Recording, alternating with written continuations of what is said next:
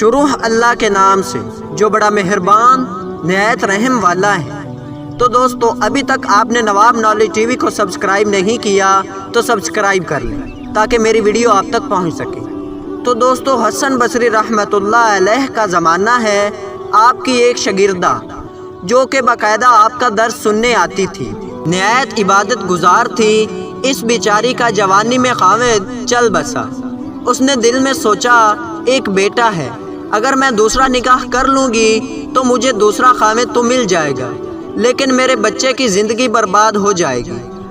اب وہ بچہ جوان ہونے کے قریب ہے، یہی میرا سہارا سہی۔ لہذا اس عظیم ماں نے یہی سوچ کر اپنے جذبات کی قربانی دی۔ وہ ماں گھر میں بچے کا پورا خیال رکھتی، لیکن جب وہ بچہ گھر سے باہر نکل جاتا تو ماں سے نگرانی نہ ہو پاتی۔ اب اس بچے کے پاس مال کی کمی نہ تھی، اٹھتی ہوئی جوانی بھی تھی، یہ جوانی دیوانی مستانی ہو جاتی ہے۔ چنانچہ وہ بچہ بری صحبت میں گرفتار ہو گیا، شباب اور شراب کے کاموں میں مصروف ہو گیا۔ ماں بار بار سمجھاتی لیکن بچے پر کچھ اثر نہ ہوتا، چکنا گھڑا بن گیا۔ وہ اس کو حضرت حسن بصری رحمۃ اللہ کے پاس لے کر آتی، حضرت بھی اس کو کئی گھنٹے سمجھاتے، لیکن اس بچے کا نیکی کی طرف رجحان ہی نہیں تھا۔ حضرت کے دل میں بھی یہ بات آئی کہ شاید اس کا دل پتھر بن گیا ہے، مور لگ گئی ہے۔ بہرحال ماں تو ماں ہوتی ہے۔ ماں اسے پیار سے سمجھاتی رہی، میرے بیٹے نیک ہو جاؤ، تمہاری زندگی اچھی ہو جائے گی۔ کئی سال برے کاموں میں لگ کر اس نے اپنی دولت کے ساتھ اپنی صحبت بھی تباہ کر لی، اور اس کے جسم میں لا علاج بیماریاں پیدا ہو گئیں۔ معاملہ یہاں تک آ پہنچا کہ اٹھنے کی بھی سکت نہ رہی اور بستر پر پڑ گیا۔ اب اس کو آخرت کا سفر سامنے نظر آنے لگا۔ ماں نے پھر سمجھایا، بیٹا تو نے اپنی زندگی تو خراب کر لی، اب آخرت بنا لے اور توبہ کر لے۔ اللہ بڑا غفور الرحیم ہے، وہ تمہارے تمام گناہوں کو معاف کر دے گا۔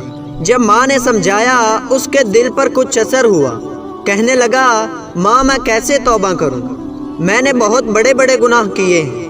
میں نے کہا، بیٹا حضرت سے پوچھ لیتے ہیں۔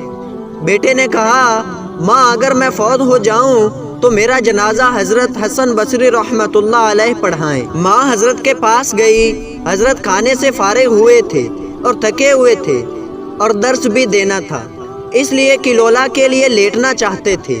ماں نے دروازہ کھٹکھٹایا، پوچھا کون؟ عرض کیا، حضرت میں آپ کی شاگردہ ہوں، میرا بچہ اب آخری حالت میں ہے، وہ توبہ کرنا چاہتا ہے، لہٰذا آپ گھر تشریف لے چلے۔ حضرت نے سوچا یہ پھر دھوکہ دے رہا ہے اور میرا وقت ضائع کرے گا اور اپنا بھی کرے گا۔ سالوں گزر گئے، اب تک کوئی بات اثر نہ کر سکی، اب کیا کرے گی؟ کہنے لگے، میں اپنا وقت ضائع کیوں کروں، میں نہیں آتا۔ ماں نے کہا، حضرت اس نے تو یہ بھی کہا کہ اگر میرا انتقال ہو جائے تو میرا جنازہ حضرت حسن بصری رحمۃ اللہ علیہ پڑھائیں۔ حضرت نے کہا، میں اس کے جنازے کی نماز نہیں پڑھاؤں گا، اس نے تو کبھی نماز ہی نہیں پڑھی۔ اب وہ شاگردہ تھی، چپ کر گئی، روتی ہوئی گھر آ گئی۔ بیٹے نے پوچھا، کیا ہوا؟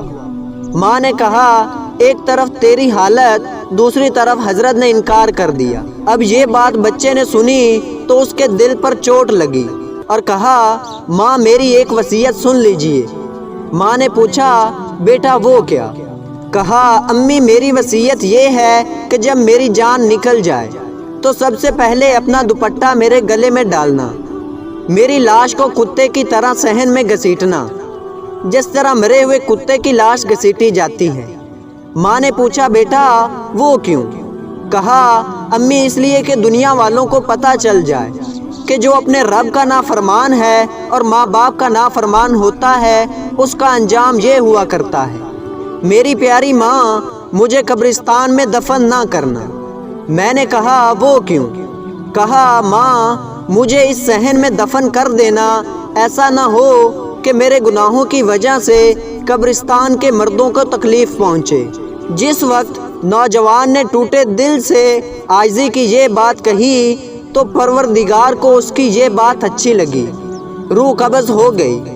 ابھی روح نکلی ہی تھی، ماں آنکھیں بند کر رہی تھی تو دروازے پر دستک ہوئی۔ پوچھا کون؟ جواب آیا حسن بصری ہوں۔ کہا حضرت آپ کیسے؟ فرمایا جب میں نے تمہیں جواب دے دیا اور سو گیا، خواہ میں اللہ رب العزت کی طرف سے اشارہ ملا کہ حسن بصری تو میرا کیسا ولی ہے، میرے ایک ولی کا جنازہ پڑھنے سے انکار کرتا ہے۔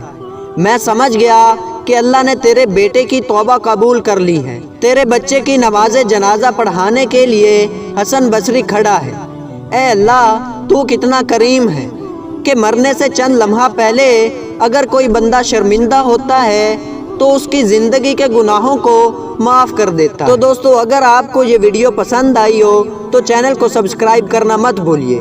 تو ملتے ہیں ایسی اچھی ویڈیو میں، تب تک کے لیے اللہ حافظ۔